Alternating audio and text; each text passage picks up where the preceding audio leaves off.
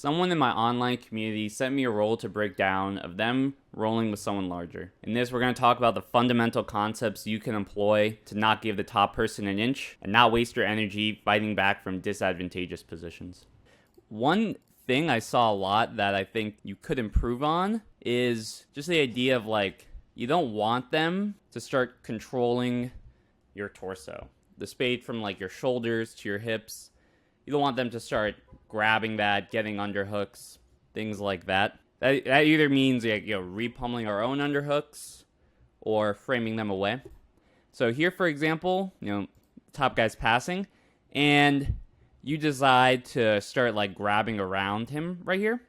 Now, the issue with this is you're opening your arm up and you're allowing him to have all this room to like get an underhook on you. Not only that, you're you're pulling him into you when you want to, maintain some distance. If you're pulling someone in, you first, want to have like a strong grip, like an underhook or something. Then you want to be close. But if they have underhooks, you want to move them away. So yeah, right here, I wouldn't be taking that grip. Also, you don't really want people to start grabbing like behind your back or your head, because then they can curl you in. And this will also make it harder for you to stop them from controlling your torso, right? Because if they curl you in and you don't clear that, then you can't push them away and make space when they start, grabbing underhooks or what have you. So yeah, I would not be grabbing him and trying to pull him in here. It's a little counterproductive in my opinion. Because he gets an underhook and a crossface on you. And especially against a bigger person, this is not what you want. Because once they get here, it's going to be so much harder to, fight back from there.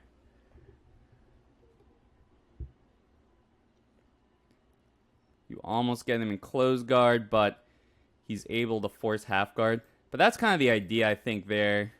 Yeah, so once he takes you down here, this is another example of, you got to get, try to make as much distance as you can.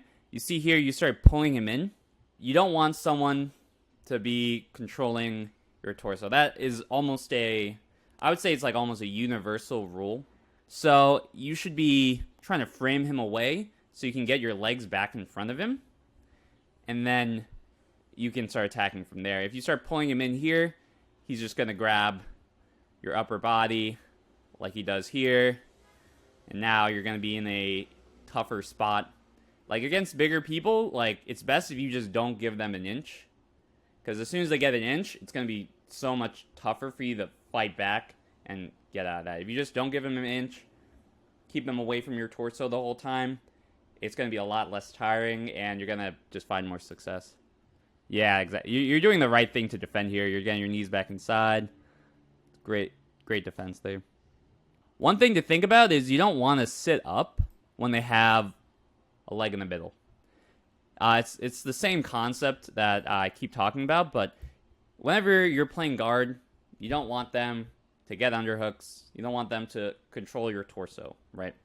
Even though he doesn't pummel underhook immediately here, you're starting to close distance with them, but you're really kind of just giving your upper body for him to connect to while you don't really have attacks of your own. The only thing you could do is a wrestle up here, but the issue is that requires his weight to be backwards. But if you sit up like this, the correct response for him is just to go forward, and then there's no offense you could do from there. So if you're gonna sit up, first you want to put a shin on shin hook on his leg right here. This way, when you sit up and he drives forward, you can start entering into single leg X. But here, if he drives forward, there's no good counter option. I am going to go over one that you could do here, but you're still at kind of a disadvantage. So he does overcommit to driving forward. So something you could do is go for a reverse De La Riva inversion. So essentially, he's driving his knee forward.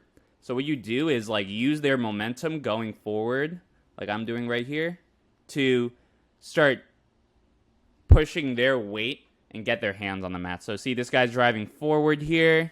I'm in a similar position you are, but my foot is on his thigh right here, and I'm grabbing onto his ankle. A lot of times I'll grab under the foot to push them up more. And I'm kind of like guiding him, using my foot, using my hand kind of to push him towards the mat over here. And I invert and I get his hands on the mat. Now, because I did that, now I'm in a position where I can start attacking. Like here, I get him on his butt and I start trying to go for like a leg lock here. You don't need to go for leg locks or other options. You could just get on top. But yeah, that's something you can do when they do just do a hard drive forward with one leg when they have one leg in the middle. If you want me to break down your competition or rolling footage, join Jiu-Jitsu Lab in the link down below. You get unlimited roll reviews. So if you're trying to improve faster, check it out.